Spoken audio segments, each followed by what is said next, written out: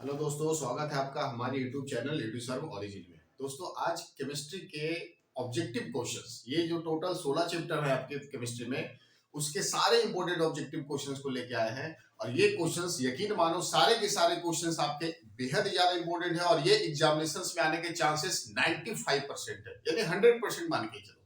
यानी सारे के सारे क्वेश्चंस इतना ज्यादा इंपॉर्टेंट है कि यही क्वेश्चंस आपके घुमा फिरा के हमेशा कभी ये तो कभी हो, कभी ये कभी हो, ये बिहार बोर्ड पूछते रहते हैं ये सारे सवाल। तो आप अच्छे से सारे को डिस्कस कर लो और शुरू करते हैं बारी बारी से सारे क्वेश्चनों का डिस्कशन।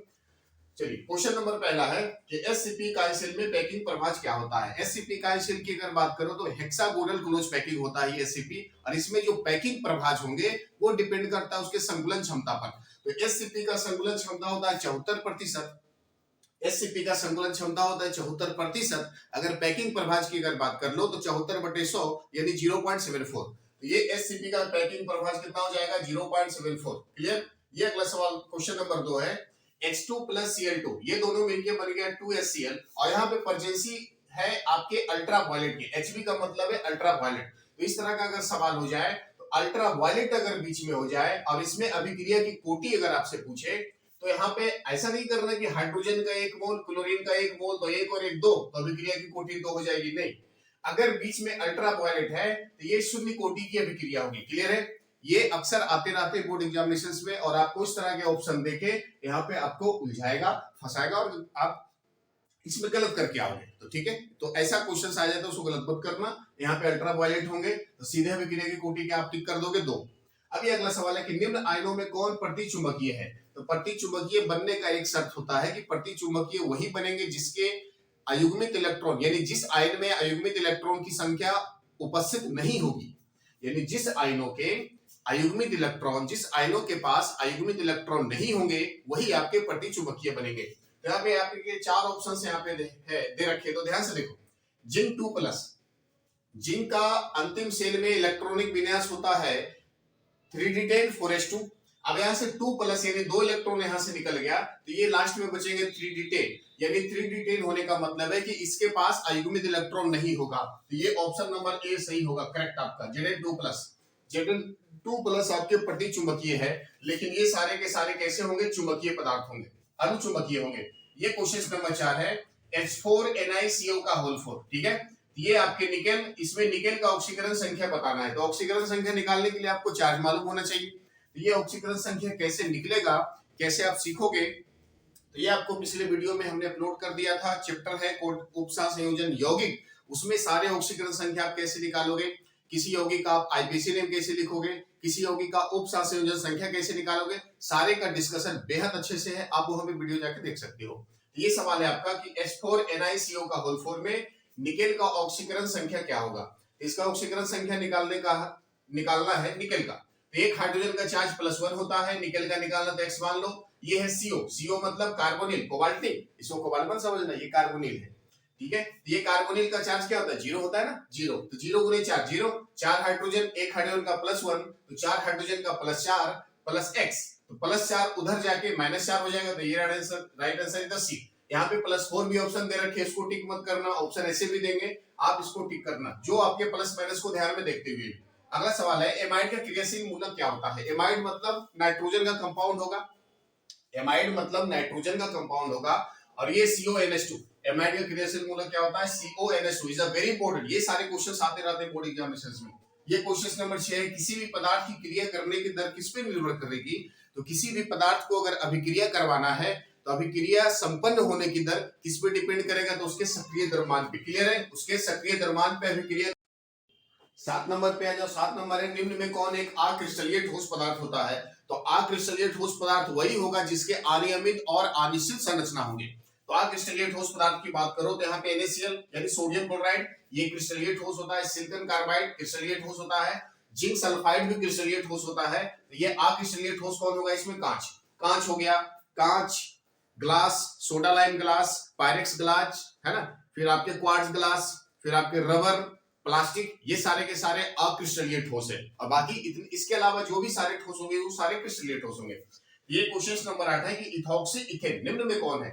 इथॉक्सी इथेन, इथेन का इथॉक्सी इथेन मतलब ईथर का समूह है, इथॉक्सी इथेन मतलब ईथर का समूह है, और ईथर का फॉर्मूला होता है कार्बन फिर ऑक्सीजन फिर कार्बन, कार्बन ऑक्सीजन फिर कार्बन। अगर इसमें बात कर लो इथॉक्सी इथेन, इथॉक्सी भी 2 कार्बन वाला, इथेन भी 2 कार्बन वाला, यानी दोनों बीच में ऑक्सीजन, इधर भी 2 कार्बन इधर भी 2 कार्बन, इसको बोलोगे इथॉक्सी इथेन। बीच में ऑक्सीजन, ऑक्सीजन के इस तरफ 2 कार्बन फिर ऑक्सीजन के इस तरफ 2 कार्बन, तब इसको बोलोगे इथॉक्सी इथेन। अब यहाँ पे देखो ऑप्शन के अनुसार क्या है, ये ऑक्सीजन इधर C2 इधर भी C2, यानी 2 कार्बन दोनों तरफ, तो इसका नाम है इथॉक्सी इथेन। क्लियर है? ये ईथर बीच में ऑक्सीजन इधर एक कार्बन इधर एक कार्बन, तो इसका नाम है मिथॉक्सी मीथेन। एक कार्बन मिथॉक्सी, मीथेन भी एक कार्बन। ये ऑक्सीजन इधर कार्बन, ठीक है, तो ये हो जाएगा ethoxy methane. Clear? Question number 9 पे आ जाओ, मिथॉक्सी इथेनॉल का क्वेश्चन नंबर 9 में आ जाओ। सोडियम Cr2CO4 का होल 3। क्लियर? तो इसमें आपको क्रोमियम का उप सहसंयोजन संख्या बताना है। तो उप सहसंयोजन संख्या वही होता है जिसमें लिगेंड्स की संख्या होती है, जितनी लिगेंड्स की संख्या होगी वही उसका उप सहसंयोजन संख्या होगा। अब इसमें लिगेंड्स है C2O4, लिगेंड्स कौन है? C2O4 का होल 3। अब इसमें C2O4 का होल 3, तो इसमें लिगेंड्स की संख्या 3 नहीं होगी, बल्कि इसमें यह ध्यान देना कि कौन सा डाइडेंटेट है कौन सा मोनोडेंटेट है, ये एक दंती और द्विदंती। इसमें ध्यान देने वाली बात है कि C2O4 है द्विदंती, C2O4 और EN दो, आप याद रखना ये दोनों चीजें, एक रहेगा C2O4 दूसरा रहेगा EN। C2O4 oxalato, EN ethene 1,2 diamine, ये दोनों अगर होंगे लिगेंड्स के रूप में, तो इसकी कोऑर्डिनेशन नंबर अगर निकालने की बात होगी, उप सहसंयोजन संख्या निकालने की बात होगी, तो सीधे लिगेंड्स की संख्या की दुगनी हो जाएगी। सिंपल, सीधे लिगेंड्स की संख्या की दुगनी। ये C2O4 द्विदंती है तो लिगेंड्स की संख्या की दुगनी, इसका कोऑर्डिनेशन नंबर आप बता दो 6। क्लियर? ये क्वेश्चन नंबर 10 है, जिंक ब्लेड अयस्क का निष्कर्षण किससे होता है? तो जिंक ब्लेड कौन सा अयस्क है? सबसे पहले ये ध्यान दो कि जिंक ब्लेड कौन सा अयस्क होता है। जिंक ब्लेड का फार्मूला होता है ZnS, और ये जिंक ब्लेड अयस्क होता है सल्फाइड का। तो सल्फाइड अयस्क का सांद्रण किससे होगा? फेन उत्प्लावन विधि से। जिंक ब्लेड का फार्मूला ZnS, और ZnS यानी सल्फाइड अयस्क, और सल्फाइड अयस्क का सांद्रण किससे होगा? फेन उत्प्लावन विधि से। गुरुत्वीय पृथक्करण विधि से किसका होगा सांद्रण? ये होगा ऑक्साइड के अयस्क का। चुंबकीय पृथक्करण विधि से किसका होगा? तो फेरोमैग्नेटिक अयस्कों का सांद्रण होगा चुंबकीय पृथक्करण विधि से। तो फेन उत्प्लावन विधि से केवल सल्फाइड यानी ZnS, PbS, गैलेना, HDS, आर्जेंटाइट, ये सारे के सारे अयस्कों का सांद्रण होगा आपके फेन उत्प्लावन विधि से, सल्फाइड अयस्कों का। अब क्वेश्चन नंबर 11 में आ जाओ कि निम्न में किसका हिमांक अवनमन अधिकतम होगा? हिमांक का अवनमन अधिकतम उसी होगा जिस यौगिक का वन ऑफ कारक ज्यादा हो। अब यहाँ पे ध्यान से देखो, NaCl H2SO4 urea glucose, urea glucose में I बराबर 0, ग्लूकोज में भी I बराबर 0, दोनों में I का मान 0 आएगा। अब इन दोनों में आप तुलना कर लो कि इन दोनों में किसका I का मान ज्यादा होगा, यानी वन ऑफ कारक किसके ज्यादा होंगे। तो NaCl को जब वियोजित करोगे तो एक Na प्लस एक Cl माइनस देगा, यानी 2 आयन देंगे, एक प्लस के धनायन के, तो इसका I बराबर 2 होगा। H2SO4 को जब वियोजित करोगे तो 2H प्लस देगा, एक SO4 देगा, 2H प्लस देगा, एक SO4 देगा, यानी 2 प्लस के देंगे एक माइनस के देंगे, यानी 2 एक 3 आयन देंगे। तो सबसे ज्यादा आयन देने वाला ये है, तो इसके हिमांक का अवनमन सबसे अधिकतम होगा। क्वेश्चन नंबर 12 है कि वह पदार्थ कौन सा होगा जो शरीर के ताप को कम करेगा। तो शरीर के टेम्परेचर को कम करना, यानी टेम्परेचर बढ़ जाना मतलब फीवर आना, बुखार आना। तो जब बुखार आ जाता है तो बुखार को कम करने के लिए क्या करते हैं अपन? मेडिसिन खाते हैं ना, तो उस मेडिसिन को आप किस नाम से जानोगे? तो उस मेडिसिन का नाम है ज्वरनाशी। क्या है इसका नाम? ज्वरनाशी। यानी शरीर के ताप बढ़ जाना मतलब ज्वर हो जाना, ताप को कम करना यानी ज्वर को नाश करने वाला ज्वरनाशी। क्लियर है? ये क्वेश्चन नंबर 13, CH3COH का आईपीसी नेम क्या होगा? ये कार्बोक्सिलिक समूह का ग्रुप है, कार्बोक्सिलिक समूह का यौगिक है। आप यहाँ पे ध्यान से देखो, CH3COH ये है। अगर कॉमन नेम की बात आ जाए तो एसिटिकम, CH3COH कॉमन नेम की बात आ जाए तो एसिटिकम। अगर आईपीसी नेम की बात आए तो एक कार्बन दो कार्बन, दो कार्बन को क्या बोलोगे? इथेन। कार्बोक्सिलिक का समूह है तो ओइक एसिड इसका सफिक्स होगा, तो इथेन ओइक यानी इथेनोइक अम्ल, इसका क्या नाम होगा? इथेनोइक अम्ल। क्लियर है? क्वेश्चन नंबर 14 है, हेक्साएमीन प्लैटिनम 4 क्लोराइड का सूत्र निम्न में से कौन है? ये सबसे जरूरी बात है, ऐसा क्वेश्चंस बोर्ड में आते हैं अक्सर, एकदम आने हाने 100% फिक्स है कि ऐसा क्वेश्चंस आएगा। ये कोऑर्डिनेशन नंबर, ये भी 100% फिक्स है कि आएगा। ऑक्सीकरण संख्या निकालने के लिए ये भी आपके 100% की क्वेश्चंस आएंगे और आप आसानी से बना सकते हो, तो वेरी इजी। अब यहाँ पे देखो, हेक्साएमीन प्लैटिनम 4 क्लोराइड का सूत्र क्या होगा?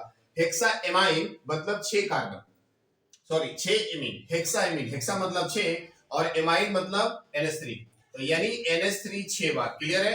हेक्साएमाइन प्लैटिनम, ये हेक्सामाइन से प्लेटिनम जुड़ा है, तो यहाँ पे आप प्लेटिनम लगा दो, प्लेटिनम। उसके बाद 4, फिर उसके बाद क्लोराइड।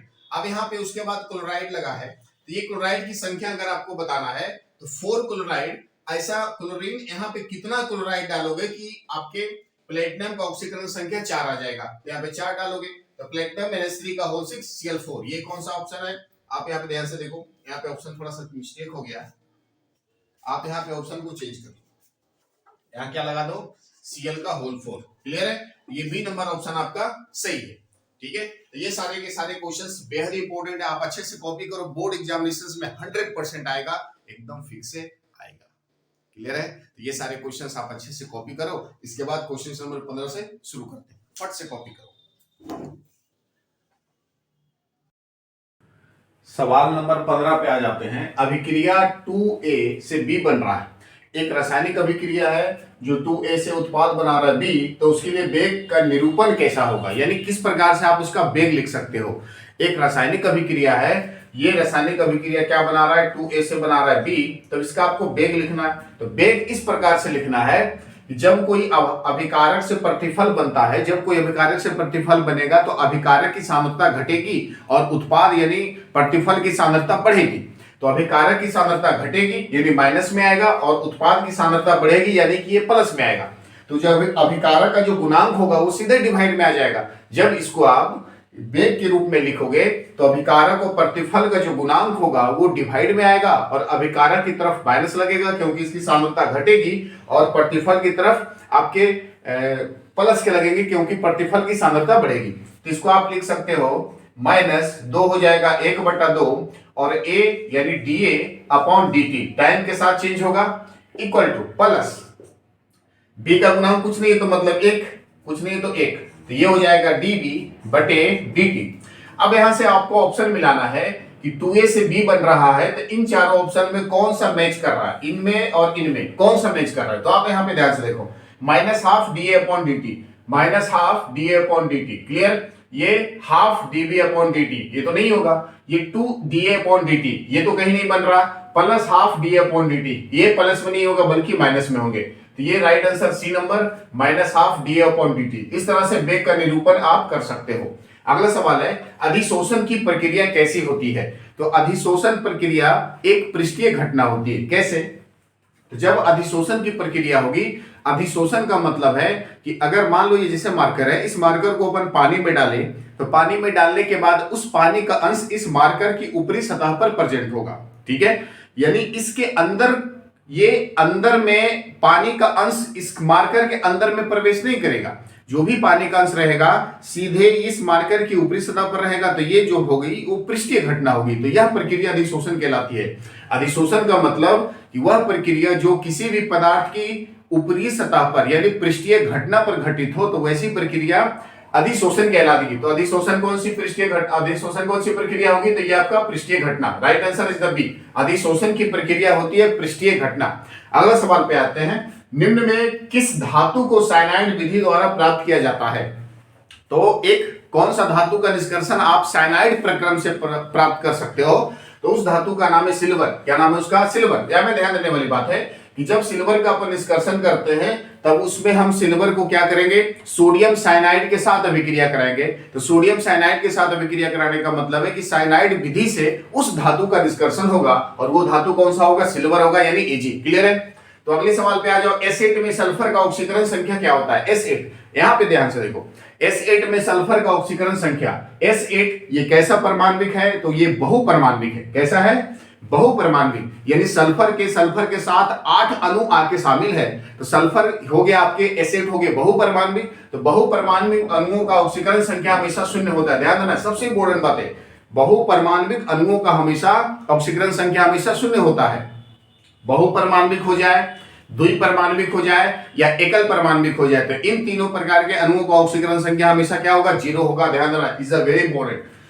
क्वेश्चन नंबर 19, ईथर में केंद्रीय परमाणु का प्रसंकरण बताना है। तो ईथर की अगर बात करो तो ईथर का फॉर्मूला ऐसे होता है, CO और यहाँ पे C। ठीक है, ये हो गया ईथर। अब ईथर में केंद्रीय परमाणु जो ऑक्सीजन है उसका आपको क्या बताना है? प्रसंकरण। तो तो प्रसंगरण बताना है तो प्रसंगरण के लिए लोन पेयर बॉन्ड पेयर मालूम होना चाहिए। लोन पेयर कितना, बॉन्ड पेयर कितना। अब यहाँ पे ध्यान से देखो, ऑक्सीजन के पास टोटल होते हैं अंतिम शेल में 6 इलेक्ट्रॉन होते हैं ना। ऑक्सीजन के पास अंतिम शेल में 6 इलेक्ट्रॉन, जिसमें से 2 इलेक्ट्रॉन बॉन्ड बनाने में पार्टिसिपेट कर चुका और बाकी के 4 इलेक्ट्रॉन बॉन्ड बनाने में भाग नहीं लिए। ये हो गया लोन पेयर 1, ये हो गया लोन पेयर 2, 2 लोन पेयर और 2 बॉन्ड पेयर, ये बॉन्ड पेयर ये bond pair, 1 2 3 4, lone pair plus bond pair मिलके आया 4। अगर 4 आ गया तो प्रसंगरण क्या होगा, sp3। क्लियर है, ये प्रसंगरण हो जाएगा sp3। ईथर में ऑक्सीजन परमाणु, जो केंद्रीय परमाणु ऑक्सीजन होते हैं, उसका प्रसंगरण क्या होता है, sp3। क्वेश्चन नंबर 20, फॉर्मल्डिहाइड को जब CH3MgBr से क्रिया करोगे तो कौन सा उत्पाद बनेगा। अब यहाँ पे ध्यान से देखो, हम यहाँ पे रिएक्शन कराएंगे फॉर्मल्डिहाइड का। Is very important. ऐसे छोटे मोटे रिएक्शन आपसे एग्जामिनेशंस में पूछे जाएंगे और वो आपको करके बनाना होगा, तब उसका आप सही टिक कर सकते हो। तो कैसे बनाएंगे रिएक्शन, ध्यान देना। फॉर्मल्डिहाइड का फॉर्मूला होता है HC≡OH, ये होता है फॉर्मल्डिहाइड। क्लियर। अब इस फॉर्मल्डिहाइड को अभिक्रिया करवा दो CH3MgBr से। क्लियर। तो ये है आपका ग्रिग्नार्ड अभिकर्मक। ये कौन सा अभिकर्मक है, ग्रिग्नार्ड। कार्बन और हैलाइड के बीच में मैग्नीशियम आ गया, तब इसको बोलोगे आप ग्रिग्नार्ड अभिकर्मक। जब फॉर्मल्डिहाइड को ग्रिग्नार्ड अभिकर्मक से अभिक्रिया कराओगे तो कौन सा उत्पाद बनेगा, ध्यान से देखो। अब ये कार्बन ऑक्सीजन के बीच में बॉन्ड टूटेंगे, सिंगल बॉन्ड टूटेंगे, O पे आएगा माइनस, कार्बन पे आएगा प्लस। बोलो आएगा। कार्बन ग्रिग्नार्ड अभिकर्मक में कार्बन और मैग्नीशियम के बीच में बॉन्ड हमेशा टूटता है, तो कार्बन पे आता है माइनस, मैग्नीशियम पे आता है प्लस। ये प्लस वाले चले जाएंगे माइनस, सॉरी ये प्लस वाले चले जाएंगे इस माइनस के साथ। ये देखो, ये प्लस वाले कहां चले जाएंगे, इस माइनस के साथ, और ये प्लस वाला आ जाएगा, उल्टा हो गया ना। ये माइनस वाले आएंगे इस प्लस वाले के साथ, और ये जो प्लस वाला है ये चले जाएंगे माइनस के साथ। तो यहाँ पे उत्पाद क्या बन जाएगा, देखो ध्यान से। ये बन जाएगा HC, ये डबल बॉन्ड खत्म हो चुका सिंगल बॉन्ड में, सिंगल बॉन्ड के साथ O के साथ कौन आ गया, MgBr। ये आ गया MgBr, और ये C आ गया, ये C के साथ आ गया ये CH3। एक H पहले से था तो ये आ गया CH3। क्लियर है। अब इसको करा दो जल अपघटन। क्या करा दो, जल अपघटन। तो जल किस में टूटेगा, H प्लस और OH माइनस में टूटेगा। जल टूट जाएगा H प्लस और OH माइनस में। अब यहाँ पे देखो, कार्बन ऑक्सीजन के बीच में जो एक बॉन्ड बचा था दूसरा, वो भी बॉन्ड को तोड़ दो, तो ऑक्सीजन पे आएगा माइनस, कार्बन पे आएगा प्लस। बोलो आएगा। अब यहाँ पे H प्लस जाएगा O माइनस के साथ, और ये OH माइनस आएंगे H प्लस के साथ, C प्लस के साथ। क्लियर। अब यहाँ पे देखो प्रोडक्ट में क्या बन जाएगा, CH पहले से CH2, ये CH एक और H आ गया तो ये हो गया CH2। इस CH2 के साथ इस कार्बन के साथ आ गया OH। बोलो आ गया OH, और ये CH3 पहले से मौजूद है CH3। अब ये दोनों मिलके बन गया 2 कार्बन C2, 5 हाइड्रोजन C2H5 और एक एल्कोहल OH। ये प्रोडक्ट क्या बन गए, C2H5OH। तो यहाँ पे देखो ऑप्शन में क्या है, B number option C2H5OH। Clear है। ये जब फॉर्मल्डिहाइड को CH3MgBr यानी ग्रिग्नार्ड अभिकर्मक से अभिक्रिया कराओगे तो कौन सा उत्पाद बनेगा, एल्कोहल बनेगा, और ये एल्कोहल होगा C2H5OH यानी इथाइल एल्कोहल। क्लियर है। अगले सवाल पे आते हैं, विटामिन सी की कमी से कौन सा रोग होता है। अब ये विटामिन सी की बात करो तो विटामिन सी की कमी से कौन सा रोग होगा, विटामिन सी की कमी से होता है स्कर्वी रोग। कौन सा रोग, स्कर्वी रोग। अब यहाँ पे ऑप्शन में कौन है, स्कर्वी है, C number option. Vitamin C की कमी से स्कर्वी रोग। क्लियर। विटामिन सी की कमी से स्कर्वी रोग। यहाँ पे बेरी होता है विटामिन बी की कमी से, रिकेट्स होता है विटामिन डी की कमी से, और रतौंधी होता है विटामिन ए की कमी से।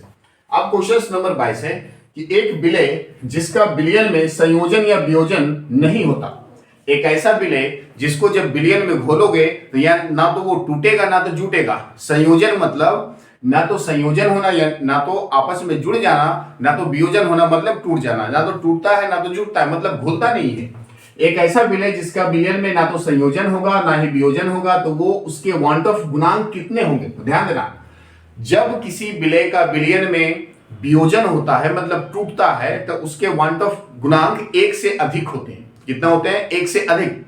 जब उसका संगुणन होता है यानी जुड़ता है, संयोजन होता है, तब उसका वांट ऑफ गुणांक 1 से कम होता है।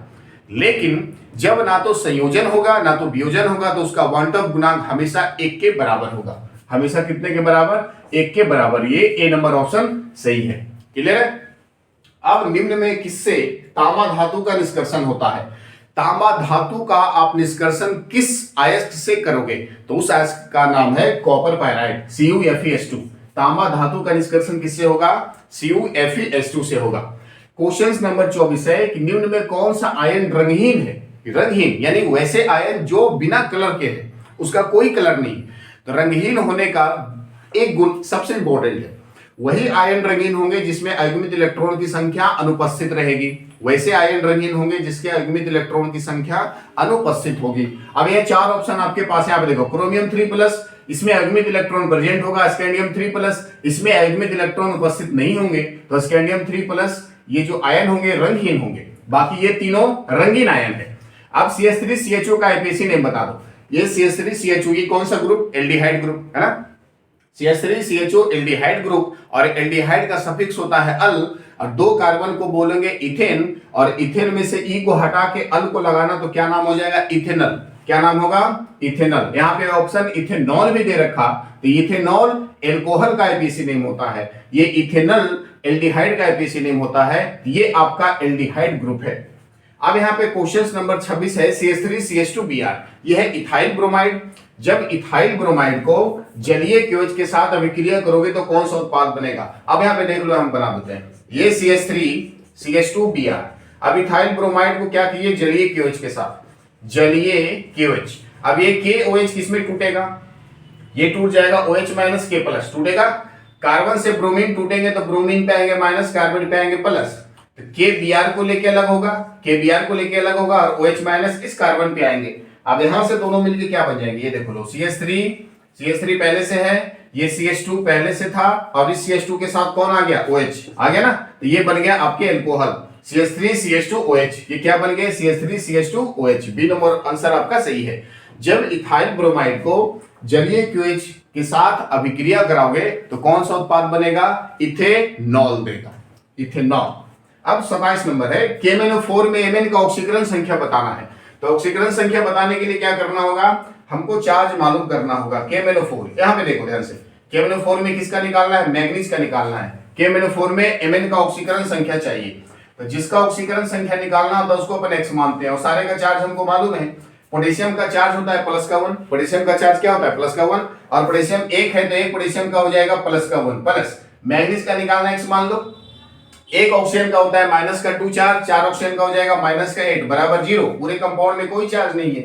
x - 8 + 1 ये हो जाएगा x - 7 बराबर 0, x बराबर -7 उधर जाके +7, तो ये Mn का ऑक्सीकरण संख्या कितना आ जाएगा? +7 आ जाएगा। Is the very important. ऑक्सीकरण संख्या आपसे पूछे जाएंगे एग्जामिनेशंस में। ऑक्सीकरण संख्या, आईपीसी नेम और उप संयोजन संख्या, ये सारी चीजें आपके बोर्ड एग्जामिनेशंस में 100% एकदम आने ही आने हैं। तो ये ऑक्सीकरण संख्या, सारे ऑक्सीकरण संख्या को आप अच्छे से कर लो, और सारे का प्रैक्टिस भी हमने कराया है वीडियो में, वो चैप्टर है उप संयोजन यौगिक में। अगले क्वेश्चन नंबर 28 है कैल्शियम हाइड्रोक्साइड। कैल्शियम हाइड्रोक्साइड का वॉन ऑफ कारक क्या होगा? तो कैल्शियम हाइड्रोक्साइड के वॉन ऑफ कारक निकालना है, तो कैल्शियम हाइड्रोक्साइड में कितने धनायन और ऋणायन टूट के बनेंगे, वही उसके वॉन ऑफ कारक होंगे। जब कैल्शियम हाइड्रोक्साइड को तोड़ोगे तो ये कैल्शियम हाइड्रोक्साइड किसमें टूटेगा? ये टूट जाएगा Ca2+ और +2OH- में। क्लियर है? यहाँ पे एक कैल्शियम 2+ धनायन होगा और 2 OH- ऋणायन होंगे। धनायन आयन की संख्या 1 और ऋणायन आयन की संख्या 2, और 2 1 3, इन दोनों का योगफल क्या हो जाएगा? वांट ऑफ कारक होंगे। क्लियर है? तो वांट ऑफ कारक निकालना है, निकालने के लिए किसी भी यौगिक का वांट ऑफ कारक अगर निकालना है तो उस यौगिक के वियोजन होने के बाद धनायन और ऋणायन अणुओं की संख्याओं का योगफल क्या कहलाएगा? वांट ऑफ कारक कहलाएगा। इसी को आप क्या बोलोगे? वांट ऑफ कारक। तो ये सारे के सारे बेहद इंपॉर्टेंट क्वेश्चंस है, आप इसको अच्छे से कॉपी करो। अब बेहतर है कि आप अच्छे से समझ में आया होगा। तो ये क्वेश्चन नंबर 28 यहां तक। अब इसको अच्छे से आप नोट करो, वीडियो को पॉज करके, फिर अगले क्वेश्चंस पे आते हैं क्वेश्चन नंबर 29 से। क्लियर है? तो चलो इसको सारे को नोट करो। अब आ जाइए, सवाल नंबर 29 है, रबर को सल्फर के साथ गर्म करने की क्रिया क्या कहलाएगी? अगले सवाल पे आते हैं। रबर को जब सल्फर के साथ गर्म करोगे तो वह कौन सी प्रक्रिया कहलाएगी? अब ये सबसे इंपॉर्टेंट बात है कि रबर को सल्फर के साथ क्यों गर्म करेंगे? तो रबर जो हमको मिलेगा वो रबर होता है मुलायम, और उस मुलायम रबर को कठोर बनाने के लिए यानी संश्लेषित करने के लिए हम उसमें सल्फर की मात्रा को डालते हैं। तो जब रबर में आप सल्फर डालोगे तो वो रबर कठोर हो जाएगा, अब उसको यूज कर सकते हो किसी भी चीजों में। तो रबर को जब सल्फर के साथ गर्म करोगे तो वह प्रक्रिया कहलाएगी वाल्कनीकरण। क्या कहलाएगी? वाल्कनीकरण। ध्यान देना, सबसे जरूरी बात है। रबर को जब सल्फर के साथ गर्म करोगे तो वह वेल्केनाइजेशन कहलाएगी, यानी वाल्कनीकरण कहलाएगी। क्लियर है? अब अगला सवाल क्वेश्चंस पे आ जाओ। निम्न में कौन संक्रमण युग्म है? अब निम्न में कौन संक्रमण युग्म की अगर बात करो तो संक्रमण युग्म यानी संक्रमण धातु यानी डी ब्लॉक एलिमेंट। तो ये जो चार ऑप्शंस में जोड़े एलिमेंट के दे रखे हैं, तो कौन सा जोड़ा जो है संक्रमण धातु का है? अब यहाँ पे ऑप्शन देखो, सोडियम और कैल्शियम। सोडियम आपके वर्ग 1 का है और कैल्शियम वर्ग 2 का है। तो सोडियम को आप बोलोगे क्षारीय धातु और कैल्शियम को बोलोगे क्षारीय मृद धातु। अब ये बी नंबर ऑप्शन मैग्नीशियम और एल्युमिनियम, ये मैग्नीशियम वर्ग 2 का और ये एल्युमिनियम वर्ग 13 का। तो मैग्नीशियम को आप क्या बोलोगे? क्षारीय मृदा धातु और एल्युमिनियम पी ब्लॉक एलिमेंट है ना, वर्ग 13 का है। कॉपर और आयरन, ये कॉपर और लोहा, ये दोनों किस युग्म का? संक्रमण युग्म का, है ना। कॉपर और लोहा दोनों संक्रमण धातु है, तो ये सी नंबर ऑप्शन सही होगा इसका। अगला सवाल, एक यौगिक जलांशन के पश्चात 1 डिग्री एमीन देता है, यानी कौन सा यौगिक को जब जलांशन कराओगे तो 1 डिग्री एमीन देगा? तो ध्यान देना, सबसे इंपॉर्टेंट बात है, एक आपने रिएक्शन पढ़ा होगा हॉफमैन ब्रोमामाइड निम्नीकरण अभिक्रिया। इसमें एमाइड से एमीन में कन्वर्ट होता है। एमाइड को जब ब्रोमीन के साथ अभिक्रिया करवाओगे क्षार की उपस्थिति में तो 1 डिग्री एमीन देगा, यानी प्राथमिक एमीन देगा, और साथ में वाटर मॉलिक्यूल वहां से बाहर निकलेंगे, जल के अणु। अब ये जलांशन के पश्चात 1 डिग्री एमीन कौन देगा? तो ये एमाइड देगा। क्लियर है? B number option, 1 degree amine कौन देगा? एमाइड देगा। ये क्वेश्चन नंबर 32 है कि निम्न में कौन एल्डोल संग्रहण में भाग लेता है? एल्डोल संग्रहण में भाग वही लेते हैं जिसमें अल्फा, वैसे एल्डिहाइड जिसमें अल्फा हाइड्रोजन की उपस्थिति होगी। ध्यान देना, वैसे एल्डिहाइड जिसमें अल्फा हाइड्रोजन होंगे वही एल्डोल संग्रहण में भाग लेंगे। अब ये अल्फा एल्डिहाइड, ये देखो CH3COH, ये तो कार्बोक्सिलिक है, एल्डोल में भाग नहीं लेगा। C6H5CHO, इसका नाम है बेंजल्डिहाइड। तो बेंजल्डिहाइड एल्डोल कंडेंसेशन में भाग नहीं लेता। CH3CHO, क्योंकि बेंजल्डिहाइड में अल्फा हाइड्रोजन नहीं होते। CH3CHO, इसका नाम है एसिडल्डिहाइड। अब इसमें अल्फा हाइड्रोजन है, ये वैसे एल्डिहाइड है जिसमें अल्फा हाइड्रोजन होगा। अब कैसे होगा देखो, ये C double bond OH carbonyl समूह के ठीक बाद वाले कार्बन को बोलोगे अल्फा कार्बन, और अल्फा कार्बन पे जो हाइड्रोजन है इसको बोलोगे अल्फा हाइड्रोजन। तो ये CH3CHO एल्डोल कंडेंसेशन यानी एल्डोल संग्रहण में भाग लेता है। क्लियर है? अगले सवाल पे जाओ। H3PO4 एक अम्ल है ना। H3PO4 क्या है? एक इस अम्ल है। तो ये आपको ये बताना है कि कैसा अम्ल है, एकल भास्मिक, द्विभास्मिक और त्रिभास्मिक। देखो यहाँ पे स्ट्रक्चर बना ले H3PO4 का, संरचना बना के पता चल जाएगा। H3PO4 में फास्फोरस के साथ ऑक्सीजन, 3 ऑक्सीजन, ये ऑक्सीजन 2 और ये 3, अब 3 हाइड्रोजन, 1 हाइड्रोजन, 2 हाइड्रोजन और ये 3 हाइड्रोजन। ठीक है, तो 3 हाइड्रोजन, 3 ऑक्सीजन, 1 फास्फोरस। अब ये अम्ल कैसा होगा? एकल भास्मिक होगा, द्विभास्मिक होगा, त्रिभास्मिक होगा, किस पे डिपेंड करेगा? तो ये डिपेंड करेगा OH अणुओं की संख्या पे। अब ध्यान दो, ये H3PO4 में कितने OH बॉन्ड है? 1 OH bond, 2 OH bond, 2 OH bond है। जितने OH बॉन्ड होंगे उतना ही भास्मिक वो अम्ल होगा। अब यहाँ पे H3PO4 कितने OH बॉन्ड? 2, तो ये द्विभास्मिक अम्ल होगा। कैसा होगा? द्विभास्मिक अम्ल। Is very important. ये सारे क्वेश्चंस ऐसा, ये क्वेश्चंस आपको देके उलझाएगा कि H3PO4 यहाँ पे ऑप्शन त्रिभास्मिक। आप यहाँ पे क्या देखोगे? 3 हाइड्रोजन जल में टूट के 3 H+ आयन देगा, त्रिभास्मिक, गलत हो जाएगा। क्लियर है? तो ये कितने भास्मिक अम्ल होंगे डिपेंड किस पे करेगा? तो OH बॉन्ड की संख्या पर। जितने OH बॉन्ड होंगे उतने ही भास्मिक अम्ल होगा। अब ग्लिसरॉल एक एल्कोहल है, तो कैसा अल्कोहल है? देखो ग्लिसरॉल का फॉर्मूला हम यहाँ लिख देते हैं। ग्लिसरॉल होता है CH और ये CH, अब इसके साथ OH, फिर यहाँ पे OH और ये भी OH, ये होता है ग्लिसरॉल। तो ग्लिसरॉल का फॉर्मूला क्या होगा? ये CH सिंगल बॉन्ड CH, यहाँ CH2, 2 3 4 2 3 4। ठीक है, ये है ग्लिसरॉल। तो ग्लिसरॉल आपका ट्राहाइड्रिक एल्कोहल है। ये कार्बन, तीनों कार्बन के साथ एल्कोहल, तब इसको क्या बोलोगे? ट्राहाइड्रिक बोलोगे। कार्बन के चेन में एक अल्कोहल रहेगा तब उसको मोनोहाइड्रिक, 2 अल्कोहल रहेगा डाइहाइड्रिक, और 3 अल्कोहल होगा तो ट्राइहाइड्रिक। तो ग्लिसरॉल का फॉर्मूला ये होता है, और ये ट्राइहाइड्रिक है, 3 अल्कोहल है, तो ग्लिसरॉल कैसा अल्कोहल होगा? ट्राइहाइड्रिक अल्कोहल होगा। क्लियर है? अगले सवाल पे, कौन कार्बनिक यौगिक सिल्वर दर्पण जांच देता है? कौन ऐसा कार्बनिक यौगिक है जो सिल्वर दर्पण टेस्ट देगा? अब सिल्वर दर्पण जांच होता है सिल्वर, जब हम किसी कार्बोक्सिलिक आयन को ऑक्सीकरण अभिक्रिया करवाएंगे, कार्बोक्सिलिक को जब अभिक्रिया करवाएंगे तो वो ऑक्सीकृत होकर कार्बोक्सिलिक का ऋणायन देता है और साथ में सिल्वर दर्पण देता है। अब कैसे कराओगे? तो कार्बोक्सिलिक अम्ल को जब अमोनियम सिल्वर नाइट्रेट की उपस्थिति में जब उसको अभिक्रिया करवाओगे तो वो कार्बोक्सिलिक अम्ल ऑक्सीकृत होकर कार्बोक्सिलिक ऋणायन देता है और साथ में सिल्वर उत्पन्न होता है। वो सिल्वर इतना ज्यादा चमकदार होता है कि वो उसको हम दर्पण के नाम से जानते हैं, तो उसको बोलोगे सिल्वर दर्पण। क्लियर है? तो सिल्वर दर्पण जांच कौन देगा? तो ये देगा फॉर्मिक एसिड SeOOH। क्या देगा? SeOH। ये देगा आपका सिल्वर दर्पण टेस्ट। अब क्वेश्चन नंबर 36 है CH3CONH C2H5। अब इसका आईपीएसी नेम लिखना है। तो आप यहां से देखो ये कौन सा ग्रुप है, जिसको बोलोगे एमाइड ग्रुप। कौन सा ग्रुप है? Amide group. अब एमाइड ग्रुप में आईपीएसी नेम लिखना है तो N के साथ C2H5 जुड़ा है, N के साथ C2H5 और C2H5 का नाम है इथाइल, तो ये हो जाएगा इसका नाम N इथाइल और दो कार्बन को इथेन बोलेंगे, साथ में एमाइड लगा हुआ तो इथेनामाइड, N इथाइल इथेनामाइड। तो इसका answer A number N ethyl ethanamide. CH3CONH C2H5 का नाम N इथाइल इथेनामाइड। क्लियर है? क्वेश्चन नंबर 7, सेल में ऋणात्मक इलेक्ट्रोड क्या होता है? देखो सेल, अगर गैल्वेनिक सेल की बात करो तो इसमें ऋणात्मक इलेक्ट्रोड को क्या बोलोगे? तो ऋणात्मक इलेक्ट्रोड होता है एनोड। क्लियर है? ऋणात्मक इलेक्ट्रोड क्या होता है? एनोड। और धनात्मक इलेक्ट्रोड होता है कैथोड। दूसरी बात, सेल में जो ऋणात्मक इलेक्ट्रोड एनोड होंगे, एनोड से इलेक्ट्रॉन निकलकर कैथोड की ओर जाएगा। तो ये भी क्वेश्चंस पूछे जाते हैं कि गैल्वेनिक सेल में इलेक्ट्रॉन का प्रवाह किधर से किधर होगा? तो एनोड से कैथोड की ओर, और विद्युत धारा का प्रवाह इलेक्ट्रॉन की विपरीत दिशा में होता है, तो विद्युत धारा का प्रवाह होगा कैथोड से एनोड की ओर। ये अगला सवाल 38, इथेन में कार्बन का प्रसंकरण क्या होगा? इथेन का फॉर्मूला ये देखो, इथेन होता है C और C, H H H H और ये HAH, ये है इथेन।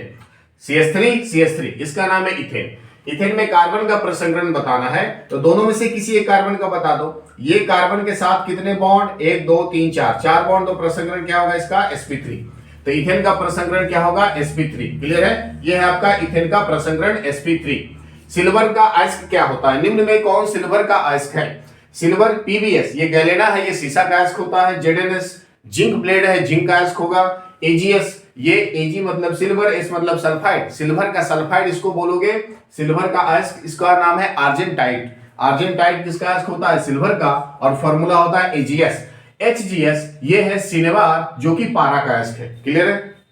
PbS गैलेना सीसा का अयस्क, ZnS जिंक ब्लेड, जिंक का अयस्क, AgS आर्जेंटाइट सिल्वर का अयस्क, और HgS सिनेवार ये पारा का अयस्क। क्लियर है? तो अयस्कों का आप नाम अच्छे से याद कर लो। ये सल्फाइड गैस का, अब ये सारे सल्फाइड अयस्क हैं। अब इन सल्फाइड अयस्कों का साधारण किस विधि से होगा? तो इसी में आपके पिछले क्वेश्चंस में है, सल्फाइड अयस्कों का साधारण किससे होता है? तो होता है फेन उत्प्लावन विधि से। क्लियर है? तो आप याद रखो यार, हमेशा ये छोटी छोटी बातें एग्जामिनेशंस में आएंगे, आपको बनाना पड़ेगा। छोटे छोटे चीज को आप इग्नोर नहीं कर सकते। ठीक है? अब क्वेश्चन नंबर 40, SN1 अभिक्रिया में उत्पन्न होता है। SN1 अभिक्रिया में क्या उत्पन्न होता है? देखो SN1 एक नाभिक रागी प्रतिस्थापन अभिक्रिया होता है। अब SN1 की अगर बात कर लो तो ये अभिक्रिया 2 चरण में संपन्न होती है, पहला चरण और दूसरा चरण। पहला चरण मंद प्रक्रिया होगी और दूसरा चरण तीव्र प्रक्रिया होगी। तो जो पहला चरण मंद प्रक्रिया होगी उसमें एक मध्यवर्ती प्रक्रिया उत्पन्न होगी SN1 अभिक्रिया में। तो SN1 अभिक्रिया में कौन सी प्रक्रिया उत्पन्न होगी? मध्यवर्ती। और संक्रमण की बात करो तो संक्रमण अवस्था SN2 में उत्पन्न होता है। ध्यान देना, दोनों क्वेश्चंस इंपॉर्टेंट है, पूछे जाते हैं बोर्ड एग्जामिनेशंस में। दोनों का दोनों सवाल बेहद ज्यादा इंपॉर्टेंट है, आपके बोर्ड एग्जामिनेशंस में आएंगे आपको, और आप वहां सही टिक करके आओगे। क्लियर है? SN1 मध्यवर्ती प्रक्रिया और संक्रमण अवस्था SN2 अभिक्रिया में। क्लियर है? ये क्वेश्चन नंबर 41 में कौन हाइड्रोजन आवंध बनाता है? अब ये 4 ऑप्शन दे रखे आपके पास, इसमें बताना है कौन हाइड्रोजन आवंध बनाता है। तो यहाँ पे देखो कि भाई सबके साथ तो हाइड्रोजन है, तो सारे हाइड्रोजन बॉन्ड बनाएंगे? बिल्कुल नहीं। हाइड्रोजन बॉन्ड कौन बनाएंगे बताओ? ये हमने पिछले वीडियो में भी, पी ब्लॉग में भी कर चुके, और इससे पहले भी जो वीडियो अपलोड किया था पहला सेट का, उसमें भी हमने कर चुका कि हाइड्रोजन बॉन्ड कौन बनाएगा कौन नहीं बनाएगा। तो किसी भी वर्ग का जो सबसे ऊपर में एलिमेंट होगा, सबसे ऊपर, वही हाइड्रोजन बॉन्ड बनाएगा, इसके अलावा कोई हाइड्रोजन बॉन्ड नहीं बनाएगा। जैसे वर्ग 15 की बात करो तो वर्ग 15 में पहला तत्व होता है नाइट्रोजन, सबसे ऊपर नाइट्रोजन, उसके बाद फास्फोरस, तब आर्सेनिक, है ना। तो वर्ग 15 में नाइट्रोजन, वर्ग 16 में ऑक्सीजन सबसे ऊपर का, वर्ग 17 में फ्लोरीन सबसे ऊपर का, वर्ग 15 में सबसे ऊपर नाइट्रोजन, वर्ग 16 में ऑक्सीजन और वर्ग 17 में फ्लोरीन। तो नाइट्रोजन, ऑक्सीजन, फ्लोरीन ये तीनों हाइड्रोजन बॉन्ड बनाएंगे और इसके अलावा तीनों में जितने भी एलिमेंट है कोई भी हाइड्रोजन बॉन्ड कभी नहीं बनाएगा। अब यहां पे ध्यान से देखो कौन हाइड्रोजन बॉन्ड बनाता है, तो pH3 वर्ग 15 का नाइट्रोजन के बाद फास्फोरस ये नहीं बनाएगा, H2S वर्ग 16 का ऑक्सीजन के बाद सल्फर ये भी नहीं बनाएगा, H2O वर्ग 16 का सबसे पहला एलिमेंट है ऑक्सीजन ये हाइड्रोजन बॉन्ड बनाएंगे और वर्ग 17 का है क्लोरीन दूसरा एलिमेंट ये हाइड्रोजन बॉन्ड नहीं बनाएगा। क्वेश्चन नंबर 42 है PCl5 की आकृति कैसी होगी, तो PCl5 की अगर बात कर लो तो PCl5 कुछ ऐसा होता है Cl Cl Cl Cl और एक ऊपर Cl। तो फास्फोरस के साथ 1 2 3 4 5 बॉन्ड तो प्रसंकरण हो जाएगा sp3d और जिसका sp3d प्रसंकरण होता है वो बनाता है त्रिकोणीय द्विपिरामिड। कैसा बनाएगा, त्रिकोणीय द्विपिरामिड। क्लियर है। क्वेश्चन नंबर 43 है कि निम्न में कौन एक इलेक्ट्रॉन स्नेही है। इलेक्ट्रॉन स्नेही अभिकर्मक वही होंगे जिसको इलेक्ट्रॉन से प्यार होगा, इलेक्ट्रॉन से लव होगा, इलेक्ट्रॉनों से इश्क होंगे, उसी को बोलेंगे इलेक्ट्रॉन स्नेही। इलेक्ट्रॉन मतलब माइनस का चार्ज, स्नेही मतलब लव, जो माइनस को प्यार करता हो। तो माइनस को प्यार कौन करेगा, पसंद वाला। इलेक्ट्रॉन स्नेही कौन होगा, जिसके पास इलेक्ट्रॉन नहीं होगा वही इलेक्ट्रॉन स्नेही होगा। अब यहाँ पे चार ऑप्शंस में देखो, H2O में ऑक्सीजन के पास लोन पेयर होंगे, ये इलेक्ट्रॉन स्नेही नहीं होगा क्योंकि इसके पास इलेक्ट्रॉन एक्स्ट्रा पहले से प्रेजेंट है, इसको इलेक्ट्रॉन पसंद नहीं होगा। ये इलेक्ट्रॉन पसंद करेगा, बिल्कुल नहीं करेगा। NH3 में नाइट्रोजन के पास भी लोन पेयर होगा, इसको भी इलेक्ट्रॉन पसंद नहीं होगा क्योंकि इसके पास ऑलरेडी पहले से इलेक्ट्रॉन है। H2S में सल्फर के पास भी लोन पेयर होंगे, इसको भी इलेक्ट्रॉन पसंद नहीं होगा क्योंकि इसके पास में इलेक्ट्रॉन पहले से मौजूद है। एल्युमिनियम ट्राइफ्लोराइड AlF3, एल्युमिनियम के पास कोई लोन पेयर नहीं होंगे, यानी इसको इलेक्ट्रॉन चाहिए होगा, ये इलेक्ट्रॉन को पसंद करेगा, तो यही आपके क्या होंगे, इलेक्ट्रॉन स्नेही होंगे। C number AlF3। क्लियर है। क्वेश्चन नंबर 44 है वर्ग 15 के तत्वों को क्या कहा जाता है। तो वर्ग 15 के तत्व को आप, वर्ग 15 नाइट्रोजन समूह है, पहला element nitrogen, phosphorus, arsenic, antimony और बिस्मथ। तो वर्ग 15 के तत्व को नाइट्रोजन प्रेजेंट होने के कारण, वर्ग 15 में पहला एलिमेंट नाइट्रोजन होने के कारण इसको अपन निकोजेंस के नाम से जानेंगे। क्या बोलेंगे, निकोजेंस। और कैल्कोजन बोलेंगे वर्ग 16 को। कैल्कोजन किसको बोलेंगे, वर्ग 16 को बोलेंगे कैल्कोजन। और हैलोजन किसको बोलेंगे, वर्ग 17 को। वर्ग 17 को बोलेंगे हैलोजन, वर्ग 16 को बोलेंगे कैल्कोजन और निकोजेंस बोलेंगे वर्ग 15 के तत्वों को। क्लियर है। तो सारे के सारे क्वेश्चंस बेहद ही ज्यादा इंपॉर्टेंट है, ऐसे ही सवाल बोर्ड एग्जामिनेशंस में आते हैं, आप अच्छे से इसको कर लो। क्लियर है। तो वीडियो को पॉज करके सारे क्वेश्चंस का कॉपी करो, नोट करो, अच्छे से नोट्स बनाओ और बेहतर तैयारी करो। तब तक हम अगले क्वेश्चंस पे आते हैं। वीडियो को नोट करो, नोट्स बना लो। सवाल नंबर 45 नंबर क्वेश्चन पे आ जाते हैं। सवाल है कि कौन अनुसंग गुणधर्म नहीं है। ये चार ऑप्शन आपके पास है, इसमें से आपको बताना है कि कौन सा अनुसंग गुणधर्म नहीं है। अब इसमें से ये अनुसंग गुणधर्म का ये संकेत दे रखा है, तो आपको संकेत के बारे में मालूम होना चाहिए कि अनुसंग गुणधर्म कौन कौन होता है। तो टोटल 4 अनुसंग गुणधर्म होते हैं। एक होता है वाष्प का अवनमन, दूसरा होता है क्वथनांक का उन्नयन और तीसरा होता है हिमांक का अवनमन और चौथा होता है प्रसरण दाब। तो ये 4 अनुसंग गुणधर्म है, चारों का अलग अलग संकेत है। अब ये डेल्टा टीबी की बात कर लो, तो डेल्टा टीबी इसको बोलेंगे क्वथनांक का उन्नयन। डेल्टा टीबी होता है क्वथनांक का उन्नयन का संकेत और पाई होता है प्रसरण दाब का संकेत, ये भी अनुसंग गुणधर्म है। और डेल्टा टीएफ ये है हिमांक के अवनमन का संकेत, ये भी अनुसंग गुणधर्म है। ये आपके ऑप्शन जो अलग दिख रहे हैं ना, केबी, ये है आपके उन्नयन स्थिरांक। तो केबी को क्या बोलोगे, उन्नयन स्थिरांक। तो यही आपके उन्नयन स्थिरांक अनुसंग गुणधर्म नहीं है। तो आपको अनुसंग गुणधर्म के बारे में मालूम होना चाहिए और सारे के संकेत आपको पता होना चाहिए, तो आप इस ऑप्शन के आधार पर छाट सकते हो। क्लियर है। अगला क्वेश्चन है कि श्रृंखला गुण सबसे अधिक किसमें पाया जाता है। तो श्रृंखला का गुण की अगर बात कर लो, तो श्रृंखला गुण उसको बोलेंगे कि अगर कोई परमाणु है तो उस परमाणु से बहुत सारे सेम परमाणु जुड़े हो, यानी एक चेन बन जाए, एक श्रृंखला बन जाए, उसी को बोलेंगे श्रृंखला गुण। यहां पे बात कर लो सल्फर, तो सल्फर का श्रृंखला गुण मैक्सिमम S8 हो सकता है। मैक्सिमम क्या हो सकता है, S8, यानी सल्फर में 8 सल्फर से ज्यादा नहीं हो सकते। ये फास्फोरस में P4 हो सकता है, यानी इसके 4 गुण होंगे श्रृंखला गुण में। और सल्फर के श्रृंखलन गुण में 8 होंगे। लेकिन कार्बन की अगर बात करो तो कार्बन का चेन का कोई अंत नहीं है, कार्बन का मैक्सिमम चेन होगा। सबसे लंबा चेन किसका होता है? कार्बन का। तो सबसे अधिक श्रृंखलन गुण किसमें पाया जाएगा? कार्बन। क्लियर है? अगला सवाल पे आते हैं कि किसका क्वथनांक 1 एटीएम दाब पर उच्च होगा। तो आपको ये बताना है, ये 4 ऑप्शन जो सांद्रता के साथ दे रखी है ना, तो इसमें किसका क्वथनांक 1 एटीएम प्रेशर पर सबसे ज्यादा होगा।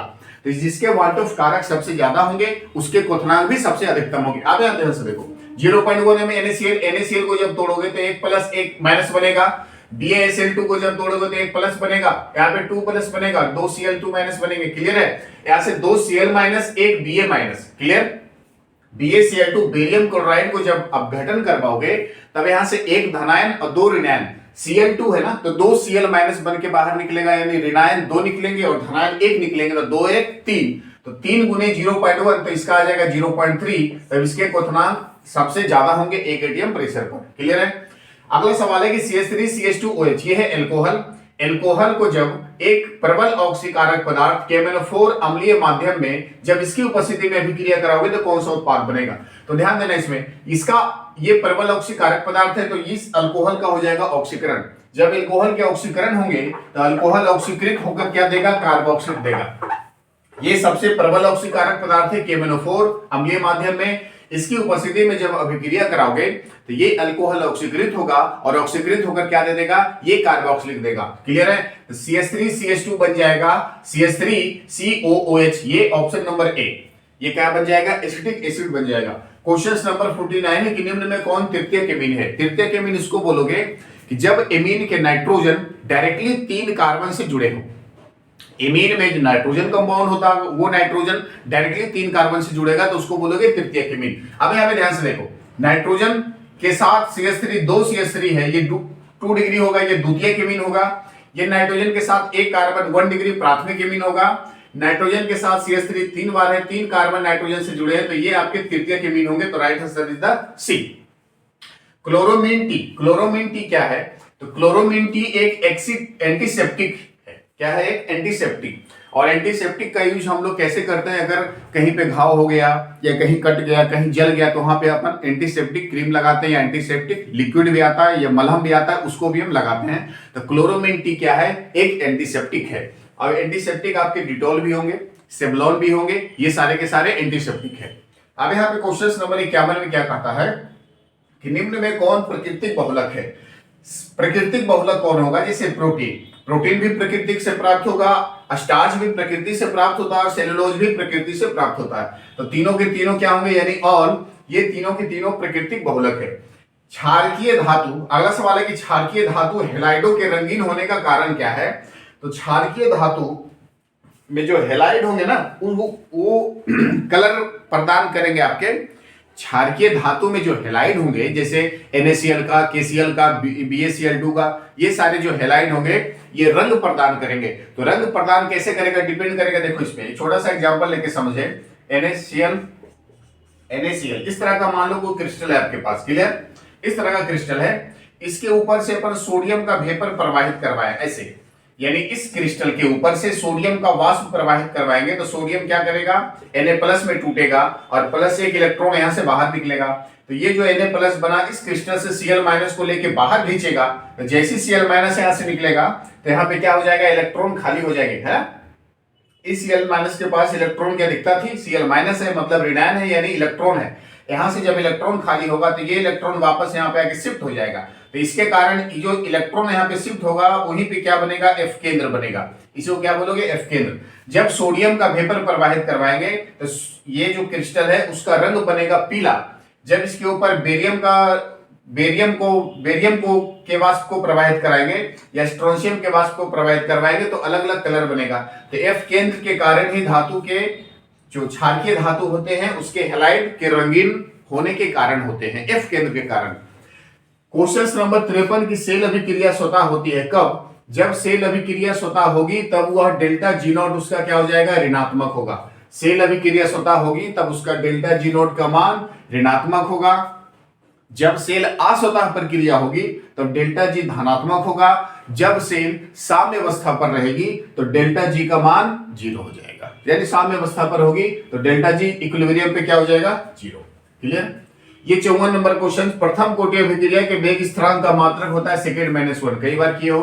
प्रथम कोटि अभिक्रिया के वेग स्थिरांक की इकाई होती है सेकेंड -1 और ये मोल लीटर -1 सेकेंड -1 ये शून्य कोटि अभिक्रिया की वेग स्थिरांक की दर है। क्लियर, याद रखना, आप दोनों एग्जामिनेशंस में आते हैं। क्वेश्चन नंबर 55 है कि ओलियम का सूत्र क्या होगा। ओलियम का सूत्र होता है H2H2O7।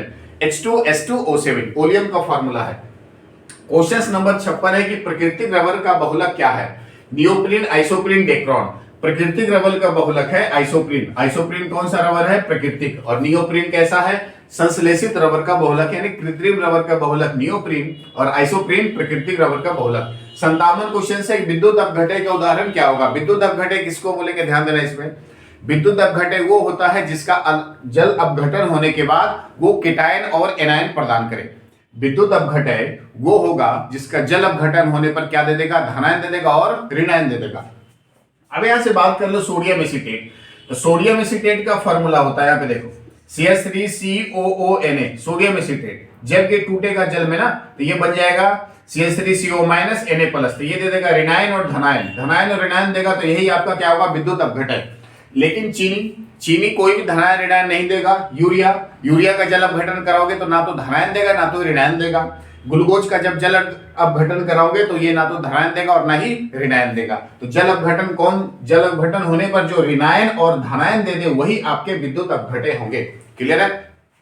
58 नंबर क्वेश्चन है कि 4f श्रेणी को क्या कहा जाता है। 4f श्रेणी F ब्लॉक में और 5f श्रेणी भी F ब्लॉक में। F ब्लॉक में दो श्रेणी होते हैं, 4f एक 5f।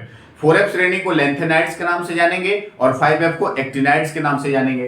तो 4f श्रेणी को क्या बोलेंगे, लेंथेनाइड्स बोलेंगे। क्लियर है, 4f श्रेणी को लेंथेनाइड्स। और ये सारे सवाल बोर्ड एग्जामिनेशंस में 100% आते हैं, एकदम अच्छे से कर लो, यही आएगा सवाल, इसी से आएगा सवाल। अगला क्वेश्चन है कि उजला और पीला फास्फोरस। फास्फोरस उजला होता है, पीला होता है, काला भी होता है, ठीक है, लाल फास्फोरस भी होते हैं। तो उजला और पीला फास्फोरस क्या होता है। तो उजला और पीला फास्फोरस एक दूसरे का अपरूप है। क्या है, अपरूप। दोनों फास्फोरस है, एक उजला है एक पीला है और दोनों एक दूसरे का क्या होंगे, अपरूप होंगे। क्लियर है। तो ये सारे सवाल बेहद ही आसान से सवाल हैं और बेहद ही अच्छे से डिस्कशन हम कर रहे हैं सारे सवालों का और आई होप कि आपको अच्छे से बेहतर समझ में आ रहा होगा। तो ये सारे क्वेश्चंस को फट से वीडियो को पॉज करके कॉपी कर लो। क्वेश्चन नंबर 59 हो गया, उसके बाद फिर 10-11 क्वेश्चन और बचे हैं, जल्दी से उसको कर लेते हैं फिनिश। तो वीडियो को पॉज करके आप क्वेश्चन को कॉपी करो। ये सवाल 60 नंबर पे आ जाते हैं। दूध एक पायस है। क्वेश्चन है कि दूध एक पायस है, कैसा पायस है। तो दूध एक कोलाइडी बिलियन है, लेकिन कोलाइडी बिलियन में पायस का एग्जांपल है। तो पायस दो प्रकार के आपके होंगे, एक पायस होगा वसा में जल का पायस और दूसरा होगा जल में वसा का पायस। तो वसा में जल के पायस की अगर बात कर लो तो वसा की मात्रा ज्यादा, जल की मात्रा कम।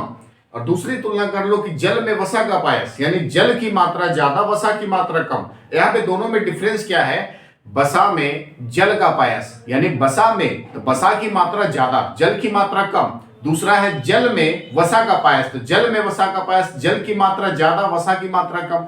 अब दूध की अगर बात कर लो तो दूध में फैट की मात्रा कम होती है, पानी की मात्रा ज्यादा होती है। यानी फैट की मात्रा कम, पानी की मात्रा ज्यादा। तो दूध कैसा एग्जाम्पल है, जल में वसा का पायस, यानी जल की मात्रा ज्यादा, वसा की मात्रा कम। तो दूध एक पायस है, कैसा, जल में वसा का। अगला सवाल है कि मैग्नेटाइट, मैग्नेटाइट किस धातु का अयस्क होता है। तो मैग्नेटाइट का फॉर्मूला होता है Fe3O4। मैग्नेटाइट का फॉर्मूला होता है Fe3O4। तो ये लोहा का अयस्क होगा। लोहा के दो अयस्क होते हैं, एक हेमेटाइट दूसरा मैग्नेटाइट। हेमेटाइट का फॉर्मूला Fe2O3 और मैग्नेटाइट का Fe3O4। तो ये मैग्नेटाइट किस धातु का अयस्क होगा, ये आयरन का अयस्क होगा, यानी लोहा का। अगला सवाल ऑर्गेनिक से आपके, प्राइमरी एल्कोहल के ऑक्सीकरण के पश्चात पहला यौगिक कौन सा प्राप्त होगा। जब प्राइमरी अल्कोहल का आप ऑक्सीकरण कराओगे तो ऑक्सीकरण कराने पर आपको दो यौगिक मिलेंगे। दो स्टेप में ऑक्सीकरण होगा, पहला स्टेप में एल्डिहाइड मिलेगा, दूसरा स्टेप में कार्बोक्सिलिक मिलेगा। कैसे, ध्यान से देखो, ये हम यहां से ले ली कोई प्राइमरी अल्कोहल, यहां से ले लो CH3OH। क्लियर है, CH3OH। अब इसको ऑक्सीकरण कराए PCC की उपस्थिति में, है ना, PCC पेरिडीन कार्बोक्लोराइड की उपस्थिति में जब इसको ऑक्सीकरण कराएंगे तो इसका ऑक्सीकरण होगा, तो यानी ऑक्सीकरण होने का मतलब है हाइड्रोजन बाहर निकलेगा। तो हाइड्रोजन कहां से निकलेगा, तो एक हाइड्रोजन निकलेगा अल्कोहल से और दूसरा हाइड्रोजन निकलेगा अल्कोहल से जुड़े कार्बन से। तो यहां से हाइड्रोजन बाहर निकल गया ना, तो दो हाइड्रोजन बाहर चले गए तो क्या बचे CH2O। तो CH2O को आप इस तरह से लिख सकते हो ना, ये C डबल बॉन्ड OH और ये H FCOH यानी CH2O।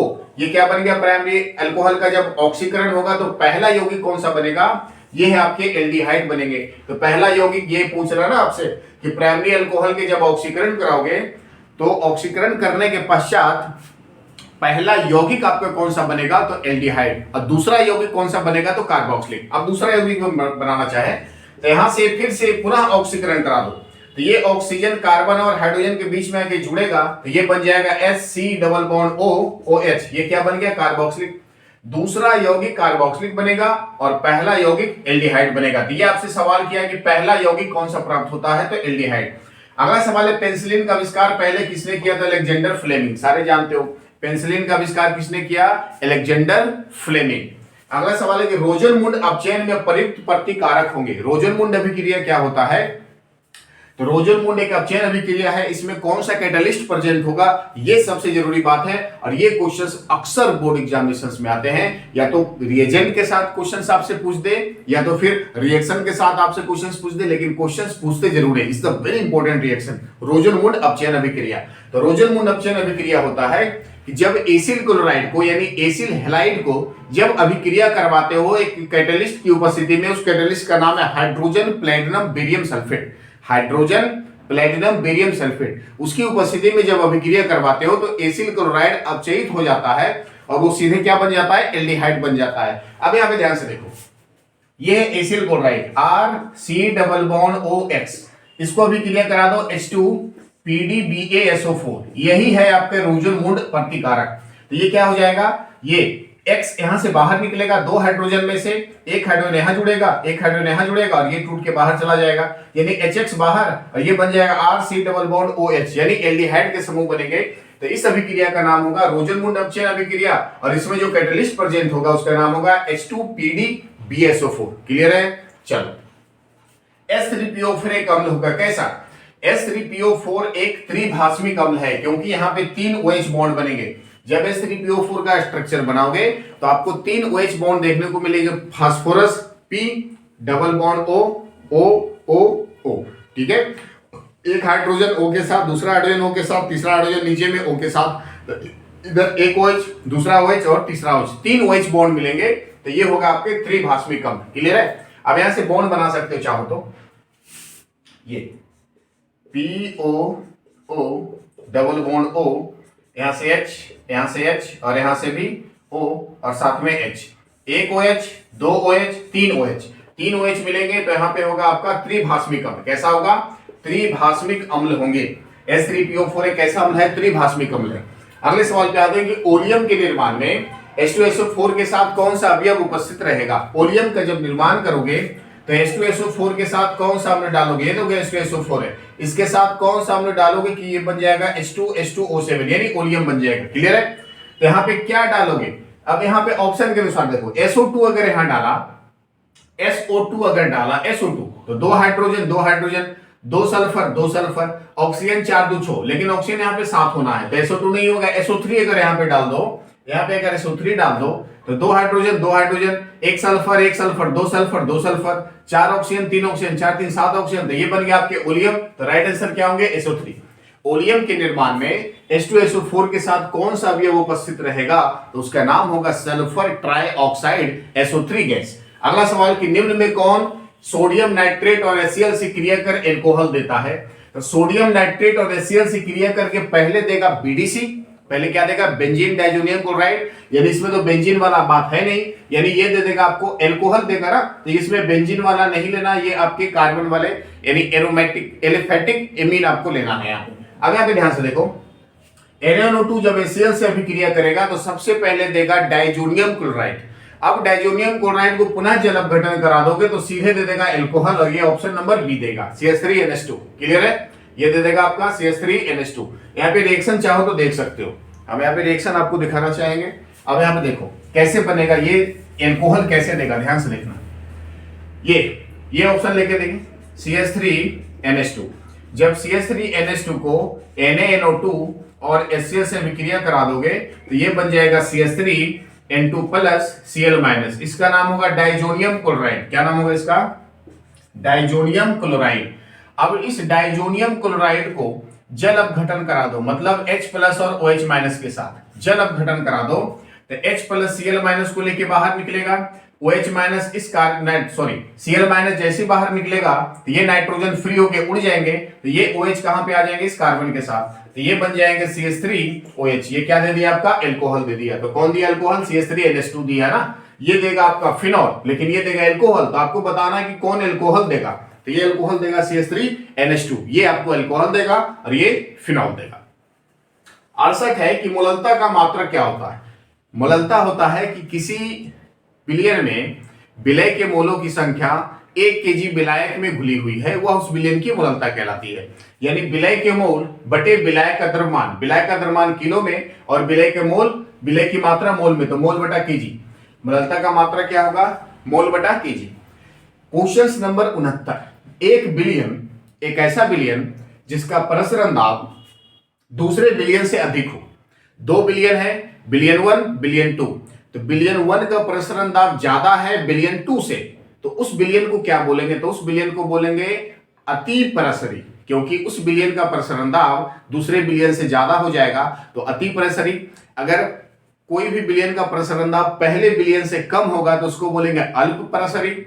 अगर कोई बिलियन का प्रसरण दाब दूसरे बिलियन के बराबर होगा तब उसको बोलेंगे सम प्रसरी। देखो, अति प्रसरी पहले बिलियन का प्रसरण दाब दूसरे बिलियन से ज्यादा, अति प्रसरी। अल्प प्रसरी इसको बोलेंगे कि पहले बिलियन का प्रसरण दाब दूसरे बिलियन से कम हो, अल्प प्रसरी। समप्रसरी इसको बोलेंगे कि जब दोनों बिलियनों का प्रसरण दाब समान हो तो समप्रसरी। तो क्वेश्चन से कि एक बिलियन जिसका प्रसरण दाब दूसरे बिलियन से अधिक हो वो क्या कहलाएगा? अति प्रसरी बिलियन कहलाएगा, अति प्रसरी। CH3CH2Cl यह है आपका इथाइल साइनाइड। इथाइल साइनाइड को जब जल से विक्रिया कराओगे, जल अपघटन कराओगे तो कौन सा उत्पाद बनेगा? Is the very important. ये अक्सर आते रहते हैं बोर्ड एग्जामिनेशंस में, तो आपको यहाँ पे देखना, ये कोई रिएक्शन नहीं करना। अगर रिएक्शन इससे करना चाहो तो बहुत ज्यादा लंबा जाएगा, लेकिन छोटा सा टेक्निक आप याद रखो कि अगर CN रहे जल अपघटन हो, CN रहे जल अपघटन हो तो CN क्या बन जाएगा? CN बन जाता है COOH में। CN किस में बदल जाएगा? COOH में। यहाँ पे CN है तो CN किस में बदल जाएगा? COOH में। ये दोनों जैसे हैं वैसे रहेंगे, CH3CH2 और CN क्या बन जाएगा? COOH में। ये CH3COH ये नहीं होगा इसका, इसके लिए ये नहीं होंगे। CH3CH2OH इसके लिए ये भी नहीं होंगे। ये CN किस में बदलेगा? COOH में। तो साइनाइड, जब किसी भी एल्काइल के साइनाइड को जल अपघटन कराओगे तो उसका साइनाइड जो CN होता है वो COOH में कन्वर्ट हो जाता है। क्लियर है? तो ये सारे के सारे सवाल बेहद आपके इंपॉर्टेंट है। Total 70 questions. तो ये आपका दूसरा सेट तैयार हो गया। पहला सेट हमने अपलोड कर दिए और पहला सेट में सारे क्वेश्चंस बेहद ज्यादा इंपॉर्टेंट है। इसमें भी सारे ऑब्जेक्टिव क्वेश्चंस बेहद इंपॉर्टेंट है। आपके लिए जितने भी ऑब्जेक्टिव क्वेश्चंस हैं सारे एकदम एक से एक कंटेंट आपके लिए ला रहा हूं और सारे के सारे बोर्ड एग्जामिनेशंस में 100% मैच करेंगे पैटर्न सारे के। क्लियर है? तो इसको अच्छे से नोट्स करो, कॉपी बनाओ, कॉपी करो, नोट्स बनाओ और साथ में आप इसकी बेहतर तैयारी करो एग्जामिनेशंस की। ये वीडियो कैसा लगा कमेंट करके जरूर बताएं। चैनल को सब्सक्राइब करें और अपने दोस्तों के साथ शेयर करें। धन्यवाद।